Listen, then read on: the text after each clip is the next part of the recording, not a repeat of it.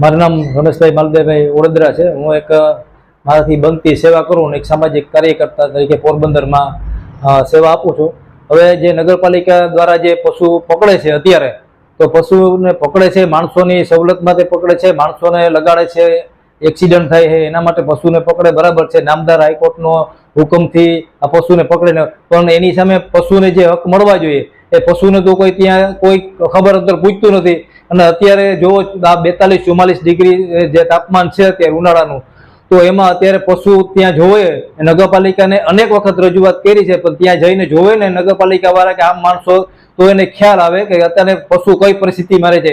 નથી ત્યાં ખાવાનું પૂરતું મળતું, 500-600 નંદીઓ છે, એના પ્રમાણમાં ખાલી 200 મણ જેટલું એને ઘાસચારો દેવામાં આવે છે, એટલો ઘાસચારો પૂરો ન પડે એટલામાં। અને છાપરાની સુવિધા બોલે તો એમાં છાપરામાં 4-5 છાપરા અમે લોકોએ બાંધી નગરપાલિકાના પ્રમુખોને અનેક વખત રજૂઆત કરી, ચીફ ઓફિસર સાહેબને રજૂઆત કરી, ત્યારે એની માંડ 4-5 છાપરા નાખ્યા। અત્યારે હાલમાં 5 મિનિટ આપણે માણસોને ત્યાં ઊભું હોય તો આપણે ઊભી ન શકાતો, એને બદલે પશુ કઈ પરિસ્થિતિમાં છે હવે ત્યાં જઈને નગરપાલિકા જોવે અથવા ઉપરથી કોઈ આવે અધિકારીઓને એનું સર્વે કરે તો અમે રૂબરૂ જઈ અને દેખાડવા તૈયાર છે। અને પણ નથી પાણીની સગવડ, પાણી ત્યાં આવે છે, પાણીનું માન છપરા જે હતા તડકામાં પાણી પીતા પશુઓ, એનું પણ અમે વ્યવસ્થા બાંધી નગરપાલિકા કરાવી છે। છપરાનું અમે કીધું હતું ભાઈ 15-20 છપરા એને બનાવી દો જેથી કરીને બધા પશુ હચવાઈ જાય।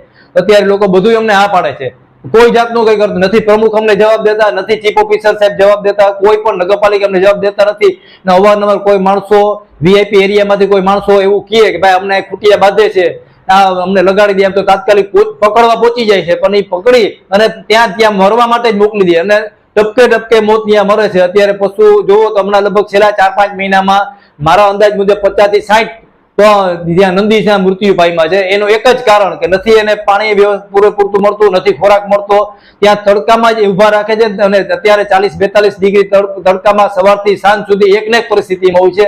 અને ડોક્ટરની પણ કોઈ સુવિધા છે નહીં, ખાલી લોકો કહે જ છે, નગરપાલિકા ખાલી વાતું જ કરે છે, બીજું કઈ કરતું નથી। એમ કે ડોક્ટરોની સુવિધા છે, ડોક્ટર 10-10 દિવસથી કોઈ આવતું નથી, ખાલી 19-62 એમ્બ્યુલન્સ જ ત્યાં રાખે, નથી એને સારવાર આપતું, નથી કોઈ ખાવા પીવાની સુવિધા, નથી કોઈ પણ જાતની સુવિધા, ખાલી કોઈ ફોન કરે પકડો, બીજી કોઈ વાત નહીં। તો પશુની સુવિધા પણ આપવી છે, પશુ જે છે એને પણ ભગવાને બનાવેલા છે, તો એની પ્રાથમિક સુવિધા એને આપવી તો જોઈએ ને। ખાવાનું ચારો તો ટાઈમ સે પુગાડો તમે, બીજા મોટા સિટીમાં પકડે છે એવું કઈ નથી, નામદાર હાઈકોર્ટના હુકમથી બધે પશુ પકડવાની કામગીરી ચાલુ જ છે। એની સામે એને સવલતો પણ આપવામાં આવે છે, એને નથી તડકામાં કે ઉભું રહેવું પડતું, નથી ખાવા માટે બાંધવું પડતું, નથી પાણી પીવા માટે બાંધવું પડતું, એને પૂરેપૂરું ખાવાનું મળે છે, પાણી પૂરેપૂરું મળે છે, અને ઘાસચારો પણ પૂરેપૂરો મળે, તડકો તો છે જ નહીં, એટલા બધું વ્યવસ્થિત આયોજન કરી અને પશુને પકડે છે।